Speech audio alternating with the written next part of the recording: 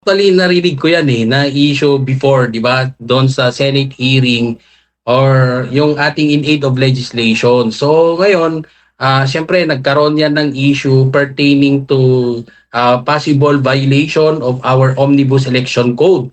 Specifically doon sa Section 95C na binabanggit dito na natural and juridical persons who hold contracts or subcontracts to supply the government with goods or services to perform construction or other works from making contributions for purposes of partisan political activity, whether directly or indirectly. So it prohibits, okay, to both donors who give and recipients or candidates, meaning that if the donor is disqualified by contract status, the contribution is said to be prohibited. So therefore, ang ibig lang sabihin nito is that a contractor or a corporation or entity holding a government contract cannot legally give or be used to give campaign contributions to a candidate. So, of course, yung intention ng batas natin dyan is to prevent potential conflicts of interest or influence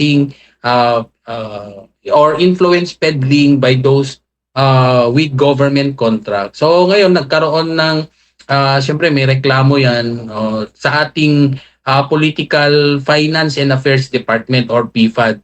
So dito sa kanilang decision, in-highlight niya dito yung separation of that legal personality between the donor and the corporation. So, syempre yung nag-donate kasi dyan is an individual in the person of certain Mr. Lubiano.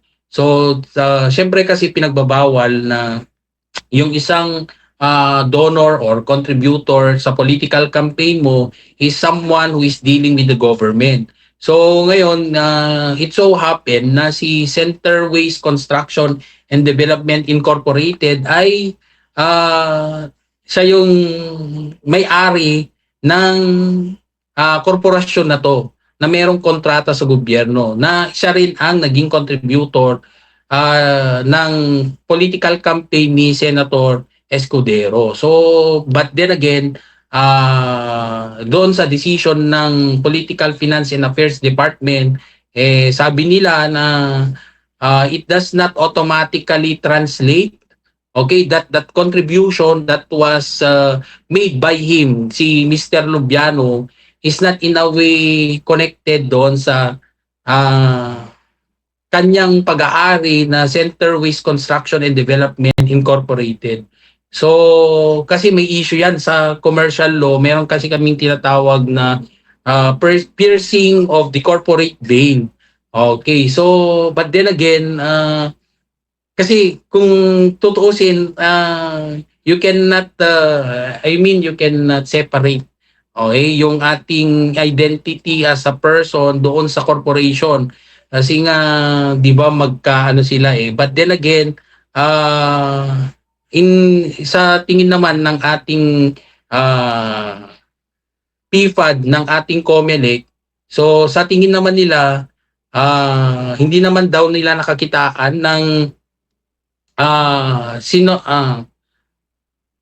hindi, it's not synonymous daw. Okay, for them, yung ating Centerways Development Corporation as a corporation and Mr. Lubiano as one of its stockholders. So yun naman yung kanilang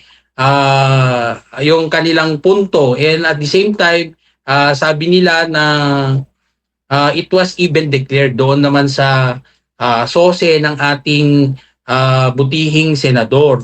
So he made to be transparent particular to that donation that was made, and it was shown that there is no prima facie violation of the Section 95 of the code. Kasi nga, the donation was from a natural person in his private capacity and not from that contracting entity na yun yung Centerways Construction and Development Incorporated. So, hindi daw nakitaan yan. So, there is no breach to mention as to Section 95. So, sabi ng PFAD would be hindi daw ito form of violation. So, but then again, yun nga, that is just the decision of that department. So, wag naman conclusive yun. although at this point conclusive yon sa part ng department na yon, kaya lang doon sa petitioner can always ask for what we call,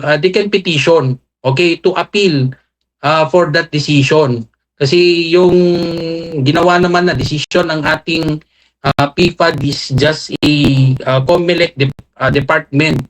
Okay, so it's not yet a final COMELEC decision. So pwedeng mag-file for a motion for re-evaluation or can be possibly appeal for the COMELEC and bank.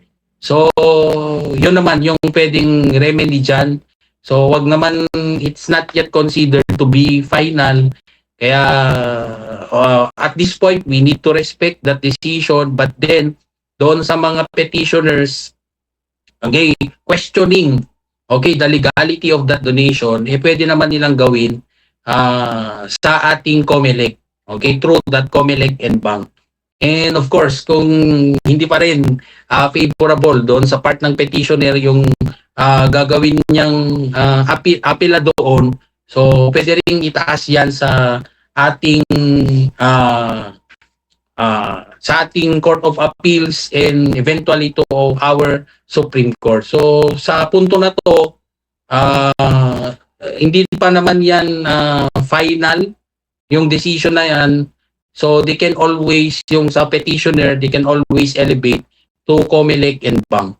Okay, so wala namang at this point yun ang kanilang decision, and of course we cannot question.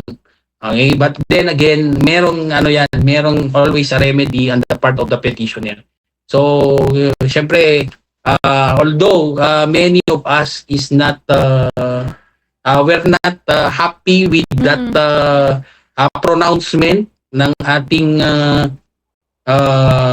yung ating PFAD, but then again, as of this time, we have to respect it, but definitely hindi naman to ending kasi there can always be a motion for re-evaluation or appeal to the COMELEC and bank para magbigay naman sila ng kalinawan tungkol dito. So hindi pa naman yan end. So kasi simula pa lang yan. So we have to wait and see kung ano man ang decision ng ating mas mataas na hukuman tungkol dito. When nga ron, attorney, kasi natutuusan na kadeto yung banag akat sino ka di? DJ, question, sino ka di no Lubiano to Center Ways? Ket no bagadang separate isuna ka di jay, akat haantay nga maliklikan nga connected lata bagi na nga ro DJ ken anati source DJ income na paggapuan di kwartana nga nangi nga naggapuan di kwartana nga inted na or indonate na itibiyang ni Senator Chis Escudero di nga min. Okay, yes.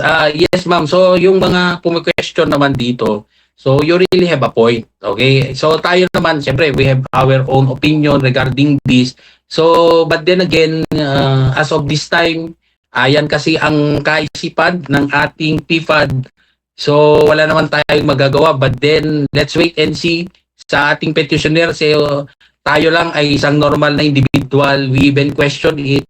So, malamang yung mga petitioner din tungkol dito would really make a move, okay, to get a better decision sa ating mas mataas na hukuman.